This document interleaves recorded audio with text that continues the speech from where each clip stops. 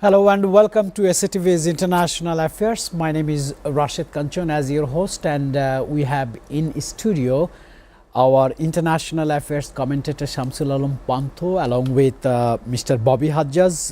Bobby Hajjaz is a Bangladeshi politician, academic and founder chairman of the Nationalist Democratic Movement, NDM, who is very popular among the young generation in particular.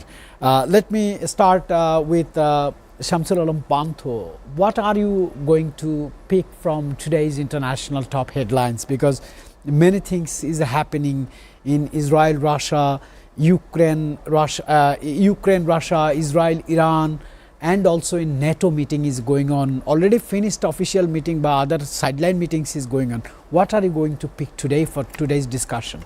Thank you once again, Mr. Rashid Kanchan. A very warm welcome to Mr. Bobby Hajjaj as well, and good afternoon to our viewers. We have a lot on our agenda today, but I would like to emphasize that Tehran had held state funerals for those who were lost in the 12-day war with Israel. Alongside global warming claimed several lives in a recent social media video we've seen in Pakistan. Reports of oxycodone found in flour bags in the Gaza aid distribution network, which is obviously a part of the genocide against Palestinians. Bangladesh continues tariff talks with the US, which is being held in America. Alongside, Russia has amassed over 100,000 troops near strategic locations bordering Ukraine. And thousands demand Thai Prime Minister quit over border dispute with Cambodia. So it's fair to say we have a lot on our topic today. Lot of issues to discuss. Let me come to Bobby Hajjaz. As I said, he's a political sensation to the people. You know, people like you because of your approach, because of your new ideas, because of new generation politics. But today, as our show is International Affairs, we will start from Iran and Israel issue. Sure. Recently, world has seen 12 days brutal war from both the sides. Suddenly, United States take over the issue, and Mr. Trump has successfully initiated a ceasefire. But he's very angry with Israel and Iran both. My question would be to you, Mr. Donald Trump initiated ceasefire among India and Pakistan, Israel and Iran. Why he is not able to take a decision on Russia and Ukraine, which is going on almost 3.5 years? Okay, that's a very interesting question actually. But first and foremost, thank you so much, Mr. Kanchan. It's a pleasure to be here with you and Mr. Pantho today. And my salam and regards to both of you and all of SATV's audience. We are in going through a difficult period of time as far as international relations is concerned. Mr. Pantho pointed out quite a few issues of relevance right now. But let's go back to Iraq, Iran and Israel. The facts on the ground about Iran and Israel were quite clear from the very beginning that Iran did not have any strategic partners. Especially Iran didn't have any defense treaty with anybody. Iran had, over the last 3-4 years been, especially since the October attacks, Gaza and Hamas and Israel, October attacks in 2022. Ever since then, there has been talks between Russia and Iran regarding, commercial transactions and defense transactions, but never a treaty. So Iran didn't have any friend in Russia. Iran didn't have a friend in China because China does not engage in active conflicts. It hasn't in over 5 decades now. It's not going to change its whole foreign policy just because of Iran. So it was from the very beginning. It was very clear. The only you could argue, the only trump card that Iran held was the Strait of Hormuz. But having said that, most of the trade from the Strait of Hormuz went to the East Asian countries, where the biggest purchaser was China, and China was one of the biggest contributors, or has been for some time, one of the biggest contributors that keeps Iran's economy alive. So China is not going to be happy if Iran restricts the Strait of Hormuz, oil supplies and energy supplies stop. So Iran didn't even have that trump card. Iran didn't really have much of a choice but to play ball. I think what did happen, however, was that Iran was expecting the US to stick to its policy of negotiations. And I think Iran took that at face value. I think Iran actually sort of in earnest wanted to negotiate. But Netanyahu's regime, who you have to remember that they themselves are not in strong control of Israel right now. And that's kind of many people have argued. Again, conspiracy theories have argued, but with good, reasoning that the Hamas attack in October was somehow or the other either initiated or helped by Netanyahu's government, or at the bare minimum, it made Netanyahu's government happy. So when you count all of those together, Iran never really had a choice. Iran had to stop fighting, and just to save face, Iran threw a few bombs, shot a few bombs, and then Trump, thanked Iran for warning the US government that it was going to strike and where it's going to strike and how. So that was because Iran didn't have a choice. It was not really because Trump negotiated hard or well or had that ability. He might. I'm not saying he doesn't have that ability. I'm just saying it doesn't show that here. So, and as far as Israel and Hamas are concerned, obviously Hamas, we're seeing genocide in Palestine. So actually Trump has had no effect whatsoever over there. India and Pakistan, again, India didn't want a prolonged war. Pakistan didn't want a prolonged war. Everybody wanted to save face. They needed somebody to come in and, so that they say they could argue that good senses prevailed, so and so. And Trump is always, if you will, trigger happy to take credit for anything. So he did there. Come to Ukraine and Russia, nothing is the same here. Russia actually is a global power. Russia has the biggest nuclear arsenal in the world. I mean, again, their nuclear arsenal might not be as up to date as the US, but still by sheer number of warheads, Russia is the largest. Russia has one of the biggest militaries in the world, and even the setbacks we see that Russia is facing in the Ukraine front line, we don't really know how much of those setbacks are truly setbacks, because our main source of information is the Western media. And the Western media, the way we've seen them report during the Iran-Israel 12-day war, we've seen how biased the Western media is. So when we hear about what's going on in Russia, again, we are seeing it through the filter of Western media biases. So Russia is not going to be so easily controlled by any country. And Russia's primary motive, let's not forget, for Ukraine was defense. Russia doesn't want NATO on its borders. The moment US and Western Europe promises that Russia is not going to have NATO on its borders, Russia's probably going to disengage from the Ukraine war. So till you do that, there is no negotiating point for Putin or Russia. So I think Mr. Norman from Washington DC, he's going to join us, and he will have some counter opinion on Bobby Hajjaj. Mr. Norman, you definitely heard what Mr. Bobby Hajjaj, a very experienced politician, though he is very young, he is saying why United States cannot keep a control on Russia, on Ukraine. What would be your explanation regarding this? Before you start, let me tell you, Mr. Trump has taken initiative for Iran, India and Pakistan, Iran and Israel, but he is not taking actions on Israel for Hamas, for Gaza. What would be your explanation, Mr. Norman?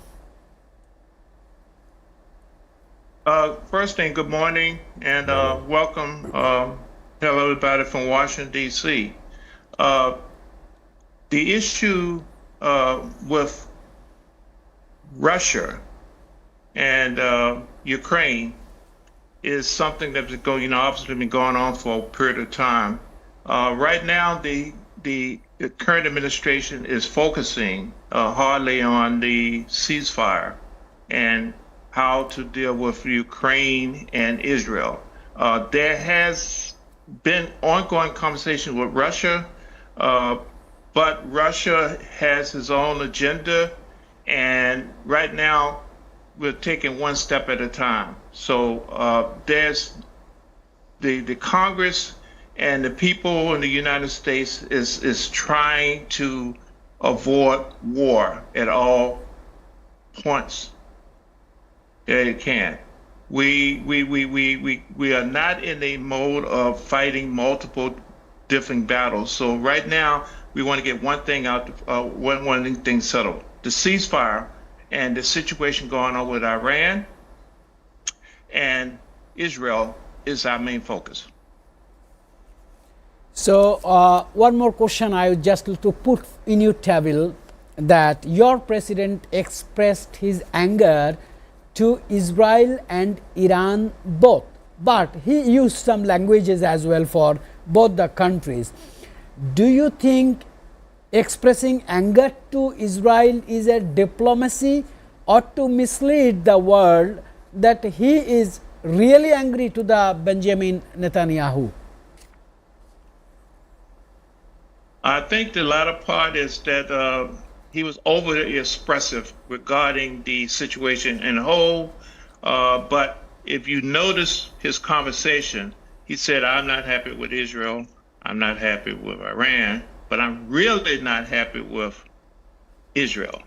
Their point is that, yes, I don't want to put all the blame directly on Israel, but I want to let them know that I'm not happy with their manners and how they're dealing with the situation. It appears that they want to agitate instead of mitigate and negotiate.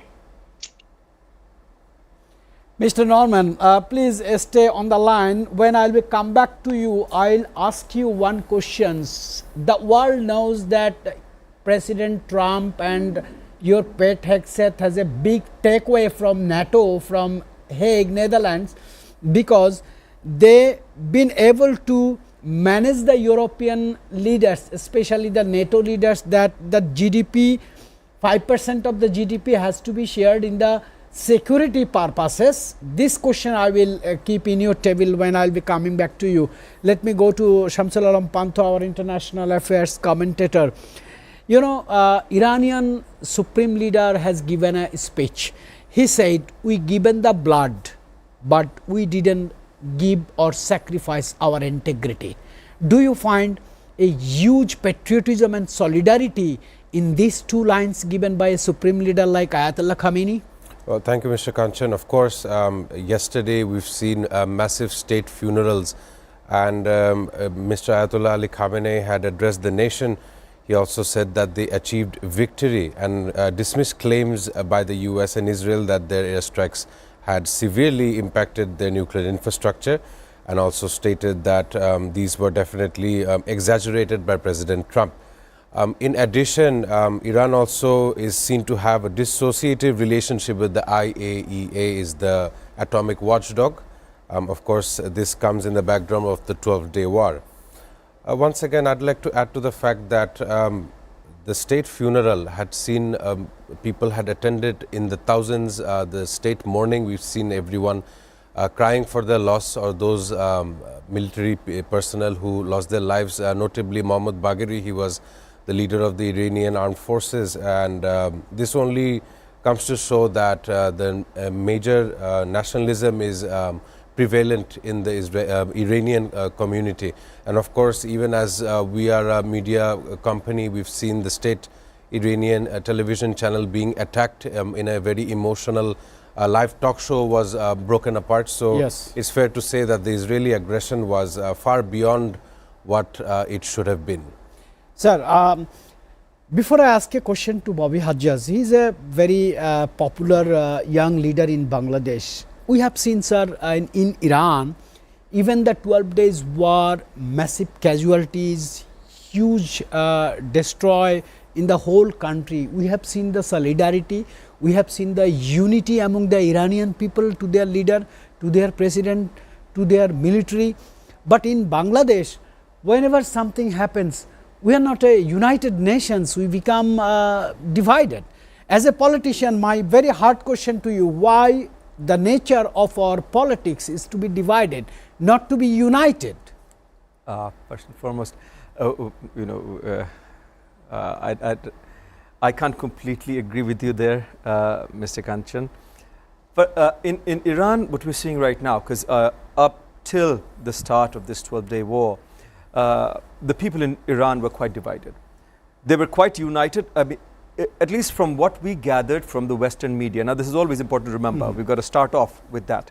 From what we gathered from the Western media, the people were somewhat united, the majority of the people at least, in their lack of reverence for the supreme leader and his regime. However, the people were not united in any sort of united opposition. So the opposition, political opposition in Iran, had been for the last quite a few years quite fractured. So there were many different factions all opposing the current regime, but none of them together. What we have seen since the war is a common phenomena when any country goes to war, as Mr. Pantho was pointing out, an upsurge of nationalistic spirit, and there is a name for it. We call it, rallying around the flag. This is what happens anywhere. There's a war, there's conflict, there's rallying around the flag. We had rallying around the flag as well. Just a few months ago, back in September, October 2024. When the Indian mass media, electronic media and all sorts of mass media were, propagating disinformation about Bangladesh, Bangladesh government, Bangladesh polity, there was a rallying around the flag. All of the political parties came and supported the government against this, huge disinformation campaign, this propaganda campaign that it was quite likely that the Indian government, the BJP government was also backing. So there was a rallying around the flag there. Once that is done, internally speaking, especially now that we are coming towards an election, all of the cracks between the political forces or the political parties will come out in the open, because we don't believe in the same thing. A leftist party believes in something. A completely rightist party, a Sharia-based Islamist party, believes in one set of things. And then there are centrists, center-left, center-right. Like my party, NDM, is a centrist party. So even though we worked hand in hand in the fight against authoritarianism with Islamist parties, with leftist parties, that doesn't mean we are leftist. Neither does that mean we are Sharia-based. Like yesterday, we saw a big rally, a sizable rally, where Islami Andolon hosted the rally, and a lot of Islamic parties showed up. Some non-Islamist parties like Geopolitical Purishod and AB Party and NCP, National Citizens Party, they showed up as well. And it was an unofficial declaration of a coalition. Now, once you formed a coalition, then that coalition will have unity. But I can guarantee you, ideologically speaking, Geopolitical Purishod, Noor's party, he's a very young man, but he's been working very hard last many years. Noor's party and Islami Andolon have nothing ideologically in common. I will even go further and tell you this, that two Islamist parties, Islami Andolon and Bangladesh Jamaat Islam, have nothing ideologically in common. Another Islamist party was there, Khilafat Majlis. Khilafat Majlis has nothing ideologically in common with Islami Andolon. Nothing in common, nothing ideologically in common with Bangladesh Jamaat Islam. Yes. But because they're forming a coalition, as it seemed from their stage yesterday, because they're forming a coalition, they seem to be speaking in one voice, or at least as long as they're, they're going to stick to that coalition, they'll be speaking in one voice. Other than that, there's no reason to speak in one voice. I have different sets of beliefs, somebody else has different sets of beliefs. Like right now, even today, as we speak, my party representative is at the Consensus Commission meeting. And in the Consensus Commission meeting, there's a lot of disagreement about a lot of issues. But now, since yesterday's coalition declaration, if you will, unofficial coalition declaration, this group, the NCP, Bangladesh Jamaat Islam, Islami Andolon, they all have formed one front. In that front, they're asking for they're taking some extreme stances. One such extreme stance is, proportional representative voting all over, in every house. Now, that's not possible in Bangladesh. If they take such extreme stances, it's likely that other parties, other beliefs are going to take another extreme stance, that no PR, which is likely to happen right now. I think BNP is starting to go towards that stance, because last I spoke to my party representative who's attending these meetings, and the BNP representative, Mr. Salahuddin Ahmed, who's also attending these meetings for representing the BNP. Our last discussion was to the effect that BNP will agree, or is thinking about agreeing to PR in the upper house with a 5% threshold. So they were on that, we were all trying to get to a consensus. Now, all of a sudden, a coalition has been formed by some parties, and now it doesn't seem they want consensus. So in these sorts of situations, facing an election, coming up to an election, there's going to be some disagreement, some conflict, some fact. I understand, but according to foreign policy, as you said, that I can remember one quote from Shashi Tharoor, one of the very veteran politician in India, and he was the state minister for foreign affairs. He said, if Modi government has some issues regarding the internal India, we will definitely have the debate. But if something goes against other countries, I mean foreign policy, Congress will be beside him. I actually asked this kind of solidarity, this kind of unity among the Bangladeshis. Let me go to Mr. Norman, who is joining from Washington, DC. Mr. Norman, I said that when I'll be coming back to you, I'll ask you, NATO's new summit in The Hague concluded June 24-25 with member states committing to increase defense spending to 5% of GDP. Among these 5%, 3.5% on military expenses and 1.5% on related activities. Secretary General Mark Rutte urged a wartime mindset amid renewed tensions with Russia. My question is, always we see the NATO is concerned about Russia. Why not about the other events happening around the globe? Mr. Norman, and what is your takeaway from NATO summit?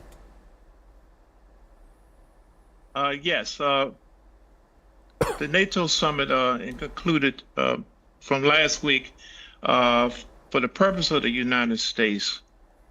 Their intentions were to increase the budget spending for basically to share the amount of spending from the other NATO countries.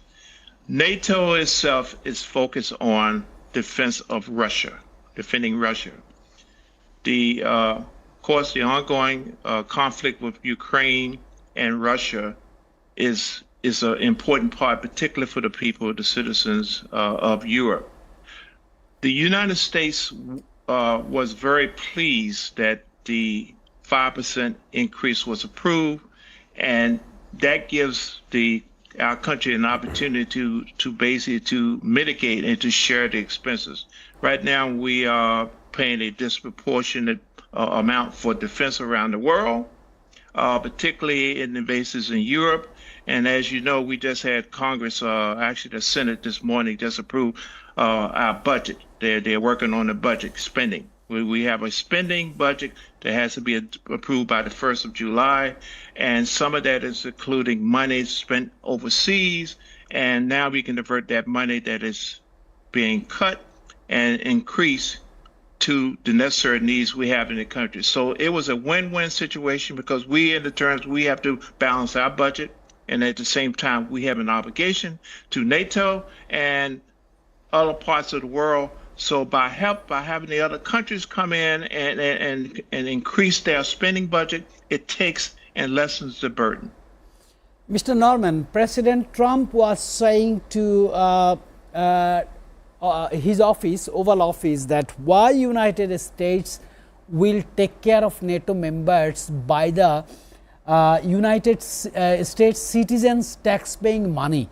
So he raised a question that NATO members has to join in the spending for military security, and he has successfully done it. How American people have expressed their impression on this achievement from NATO?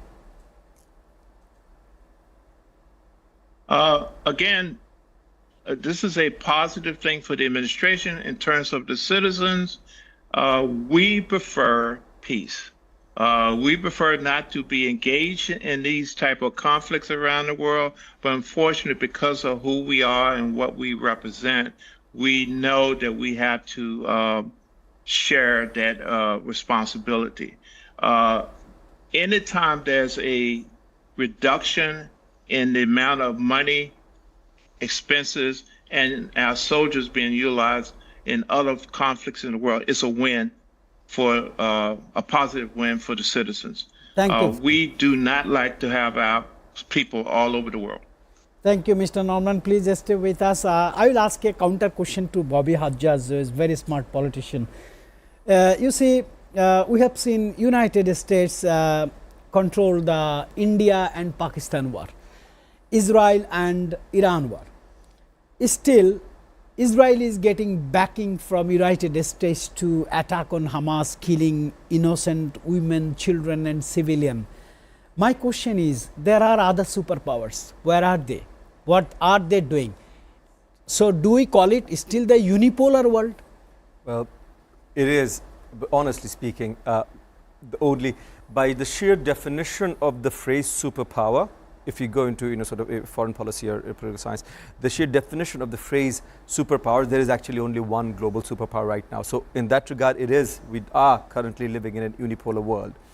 US is the only superpower. China is a regional power that's about to be a superpower, because I'm not going to go into the breaking down the definition. But it's about to be a superpower. Russia is no longer a superpower, hasn't been for some time. So we are in a unipolar world.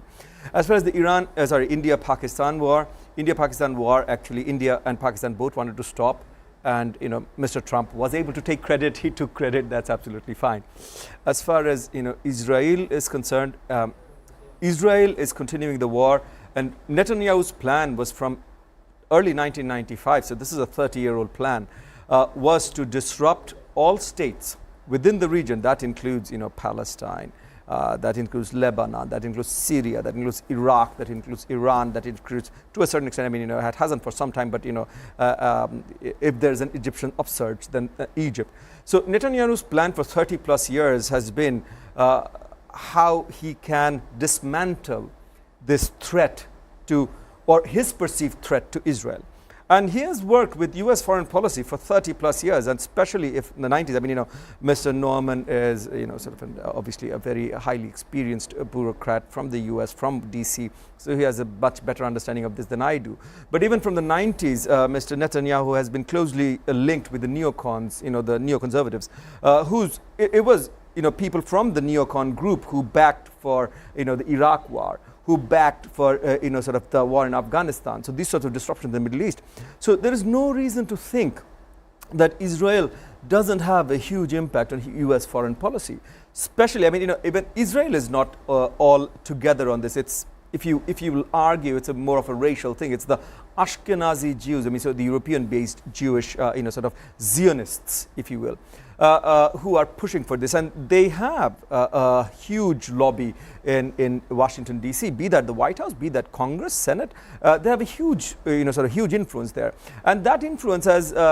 You can't argue for a second that influence has not impacted this, destabilization in the Middle East. Now, what the U.S. has to start understanding, U.S. foreign policy has to start understanding that destabilizing the Middle East for the sake of helping, whatever grand scheme Netanyahu or his government has, doesn't really secure Israel either.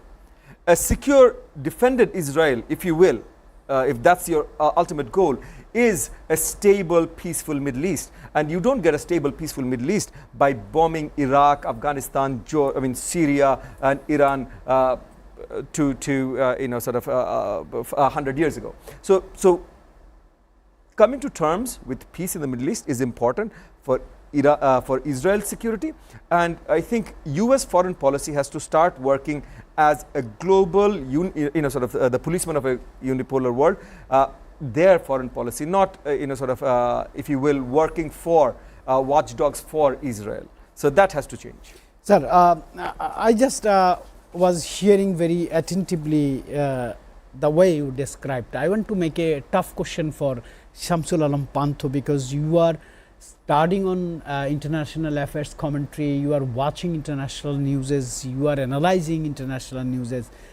See, if you can create enemyship with all of your neighbors, can you really protect yourself? Because Israel is creating enemy with all countries, including the proxies of Iran, Hezbollah, Hamas, Houthis, Iraqi militants. Is it really practically, technically and logically possible to keep Israel and the citizen of Israel safe forever?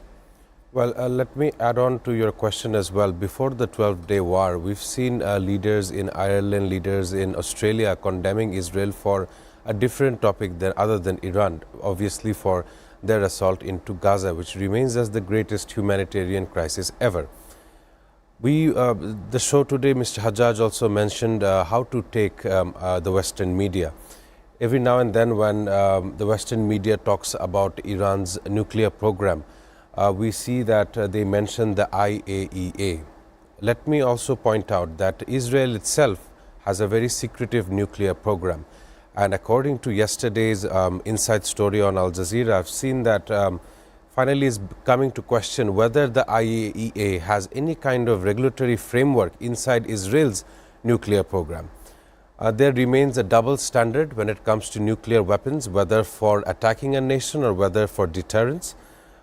To my knowledge, I know that certain players here are overshadowing the fact that whether Iran can attain a nuclear weapon, if not Why has the Israeli side keeping nuclear warheads without allowing the IAEA to have any kind of hold towards such a program?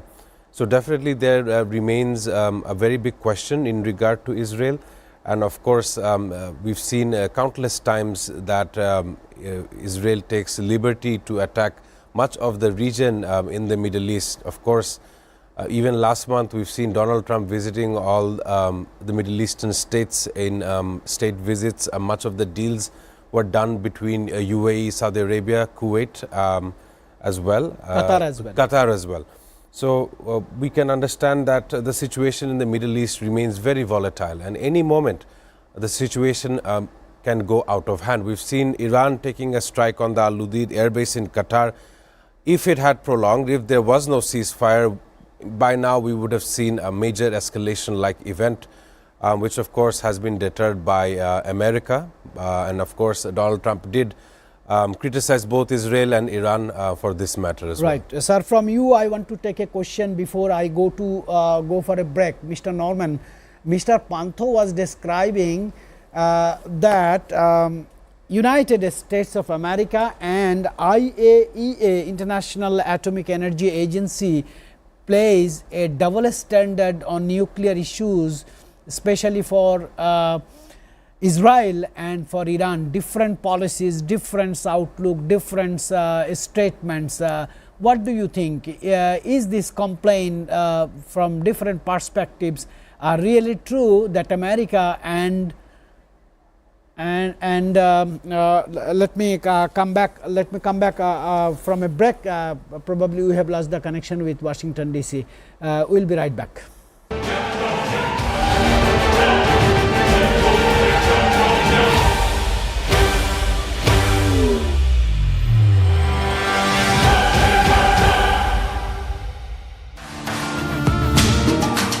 আমেরিকাতে আপনি যদি sub কপলার দলিলও করে দেন Saint Martin's দ্বীপ ফিরে নেবে না।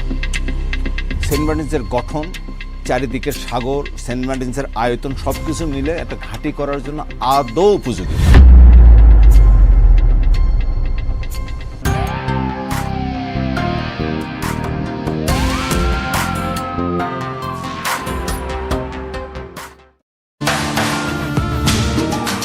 আমেরিকাতে আপনি যদি সাব কপলার দলিলও করে দেন সেন্ট মার্টিনস দ্বীপ ফিরে নেবে না।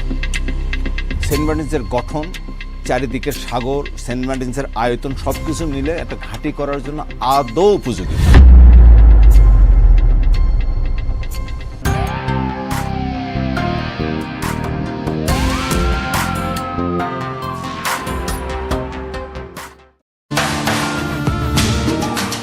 আমেরিকাতে আপনি যদি সাব কপলার দলিলও করে দেন সেন্ট মার্টিনস দ্বীপ ফিরে নেবে না।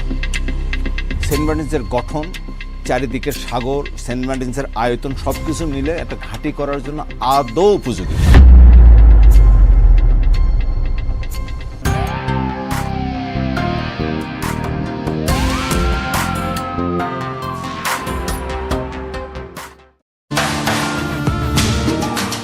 আমেরিকাতে আপনি যদি সাব কপলার দলিলও করে দেন সেন্ট মার্টিনস দ্বীপ ফিরে নেবে না। সেন্ট মার্টিনসের গঠন, চারিদিকের সাগর, সেন্ট মার্টিনসের আয়তন সবকিছু মিলে একটা ঘাঁটি করার জন্য আদৌ উপযোগী।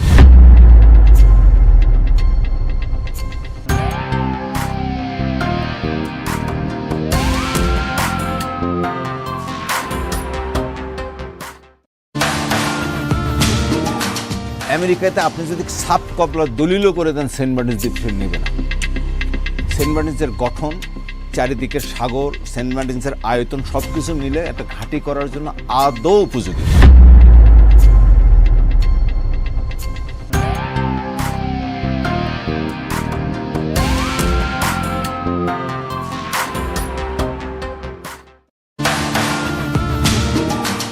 আমেরিকাতে আপনি যদি সাব কপলার দলিলও করে দেন সেন্ট মার্টিনস দ্বীপ ফিরে নেবে না। সেন্ট মার্টিনসের গঠন, চারিদিকের সাগর, সেন্ট মার্টিনসের আয়তন সবকিছু মিলে একটা ঘাঁটি করার জন্য আদৌ উপযোগী।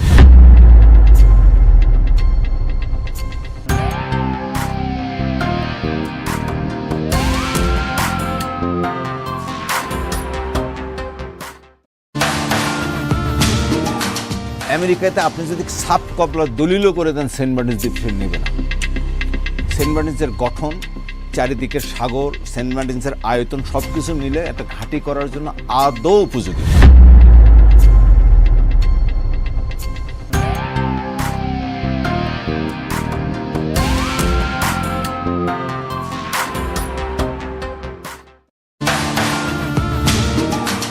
আমেরিকাতে আপনি যদি সাপ কপলার দলিলও করে দেন, সেন্ট মার্টিনস দ্বীপ সে নেবে না। সেন্ট মার্টিনসের গঠন, চারিদিকের সাগর, সেন্ট মার্টিনসের আয়তন সবকিছু মিলে একটা ঘাঁটি করার জন্য আদৌ উপযোগী।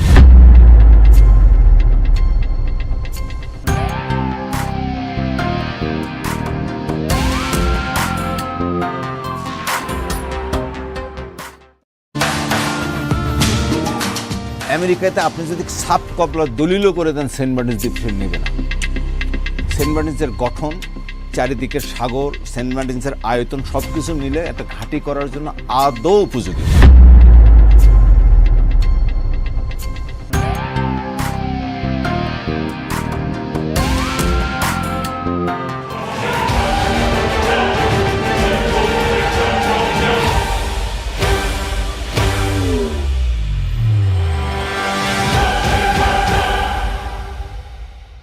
As we are talking about the double standard behavior or negotiation styles of the world leaders in different perspective, different opinion, I have just received a news from IAEA that IAEA said that US strikes on 3 Iranian sites last weekend has caused severe but not total damage, contradicting Donald Trump's claim that Iran's nuclear facilities were totally obliterated. Frankly speaking, one cannot claim that everything has disappeared and there is nothing else. Rafael Grossi, he is the head of that organization, said on Saturday. On the other hand, UN has given a statement. Iran has the capacity to start enriching uranium again. For a possible bomb in a matter of months, the head of the UN's nuclear watchdog said. My question to Bobby Hajjaj, I was watching one documentary how Mr. Netanyahu from the year of 1996 is trying to show the world that Iran is ahead of developing nuclear bombs in months. He started this campaign in 1996. Today is a 2025, almost 30 years. So what is his intention? His intention is to destroy one country by one country like Iraq, Syria, Libya, Egypt, now Iran. What is next? Okay. First and foremost, when President Trump came out and announced that all 3 sites had been completely destroyed, again, I'm not an expert in sort of nuclear energy or any of those things, but it was quite obvious that the B-2 bombers and all of the sort of aircraft that had gone in for this bombing campaign hadn't had time to return to their bases yet when sort of Mr. Trump made those announcements that everything had been destroyed. So even if everything had been destroyed, you can be sure that Mr. Trump did not have that information. That much is quite obvious to anybody. I mean, you don't have to be an expert. I'm not. That's obvious to anybody. Having said that, Mr. Trump is known sort of for his bluster, for these sorts of statements. Now that the IAEA has come out with this statement, it was also quite likely, because I think only on 2 of the 3 sites B-2 bombers had gone in. You can correct me if I'm wrong. If only in 2 of the 3 sites only B-2 bombers had gone in with the what do you call it, bunker busters, yes. bunker buster bombs. Massive So one actually didn't have bunker busters. So you can't expect non-bunker buster bombs to actually destroy something in a bunker. Second, obviously we know that while the Iranian regime or the Iranian government was hopeful, because they were negotiating in earnest, so they were hopeful that negotiations with the US would work out. And hence, sort of Iranian generals and whatnot, they were not in bunkers, they were not in hiding, they were sitting in their apartments where they were, literally assassinated by Netanyahu's regime, by the Israeli government, if you will. So those are actual assassinations, those are actually crimes against humanity, war crimes, whatever you want to call it. But they still had the good sense to remove a lot of the nuclear material.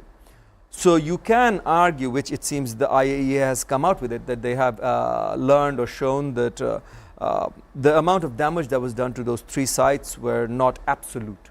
Now again, we are not specialists, so we don't know what not absolute means. also IAEA scientists had been sort of making quite clear for the last couple of years that Iran was way away from sort of enriching nuclear material enough, not just months away, way more than months away, from enriching nuclear materials enough where they could have sort of potent nuclear material for a warhead. But the most important thing is beyond the IAEA as well, that just having enriched nuclear nuclear material doesn't give you a bomb. You got to have the sort of ballistic missiles and whatnot that can actually deliver that bomb, and Iran doesn't have them. And I'll give you a very bad analogy, but North Korea said that they would transport nuclear warheads to Iran if Iran needs it. This is again just bluster like Trump. Nobody gives anybody else their nuclear warheads. It just doesn't happen. The one instance in the history of humanity it happened, Ukraine was giving away all of its nuclear warheads to Russia, but that's because Ukraine was part of the Soviet Union. The warheads they had was Soviet Union's warheads, and Ukraine thought at that time, quite naively it seems now in hindsight, Ukraine thought that giving away those nuclear warheads would give them ultimate security from any sort of invasion from Russia. So in those sorts of situations, Iran was nowhere near. It's kind of like sort of weapons of mass destruction excuse that NATO gave and the US gave when attacking Iraq. So Iran never was anywhere close to a deliverable nuclear weapon. So having said that, Netanyahu's plans, as I was, I think I was trying to clarify on the first time I spoke, is Netanyahu has been pursuing this destabilization of the Middle East to ensure the defense of Israel since 1995. As you said, he was after Iran and nuclear weapons in 1996. But this destabilization, from 1995, he was trying to convince the U.S. Government, so anybody who was in U.S. foreign policy, and the White House, to convince them that the Middle East had to be destabilized, especially leaders like Saddam Hussein, leaders like Khamenei, leaders like Assad. Strong leaders. Again, I'm not saying good leaders. I'm not saying democratic leaders. I'm saying strong leaders who had an anti-Israeli stance and who were, if you will, channeling into, Islamist values. So what Israel has been doing to Palestine for decades now, almost a century now, actually, since the Second World War, what they've been doing is genocide. And any Muslim anywhere in the world is aggrieved by it. So tapping into that grievance is quite easy. So military strongmen or dictators, they try to tap into these emotions. And Israel or Netanyahu knows very well that they try to tap into these emotions. And so Netanyahu believed that getting rid of these strongmen all around him, that would ensure the stability and defense or security of Israel. Problem is, it doesn't. You get rid of the strongmen, you don't get rid of them with some democratic government or something in place. Like if you get rid of the Iranian regime today, and again, it's not going to be easy to get rid of that regime, by the way.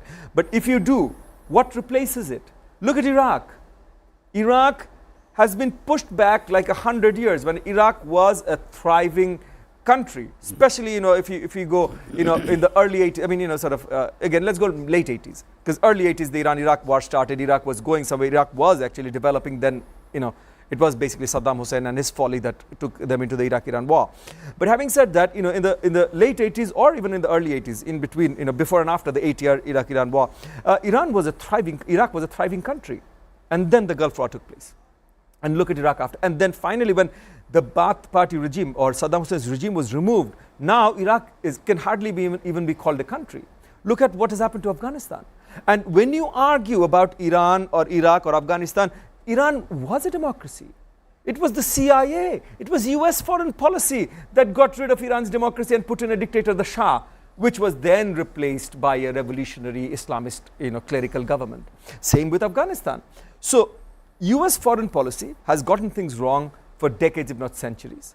Because again, US had no experience post Second World War how foreign policy actually works. They were a bunch of cowboys. I mean, Norman might disagree. My apologies, Norman.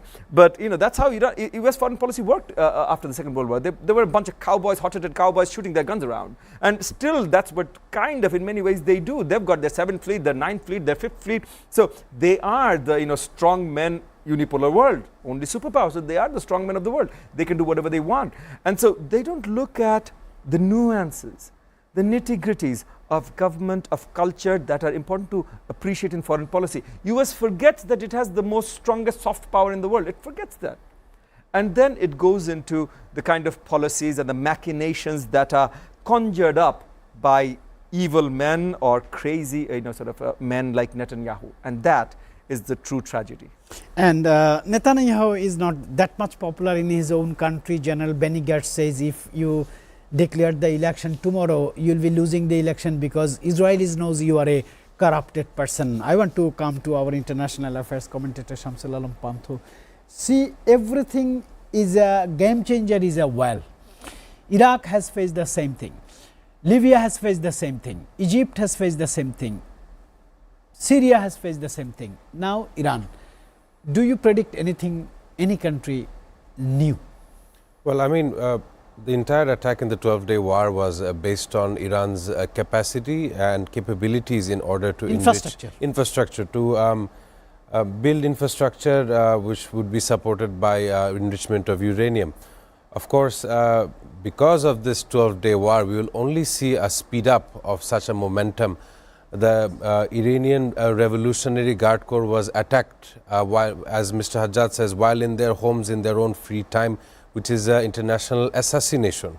I've said it numerous times before on this show as well, that this is an open act of aggression by the Israeli side. Of course, if there were to be any kind of elections in Israel, at this moment, Mr. Benjamin Netanyahu would not win. I'm pretty sure that the citizens of Israel understand what kind of global hemisphere their Prime Minister has made sure of.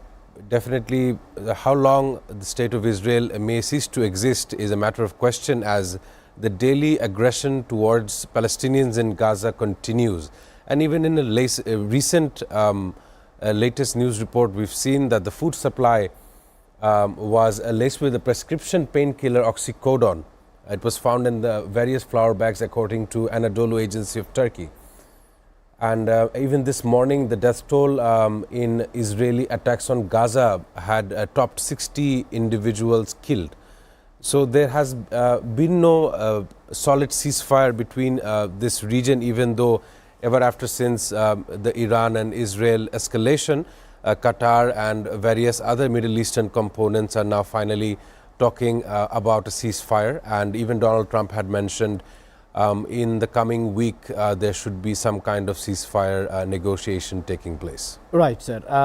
Let us come to the Iran's guts, Iran's military strength. Iran is the only country after 1967 6 days war that retaliate to Israel. No other neighboring countries, and Iran is 2,300 miles far from Israel, but Iran has retaliated.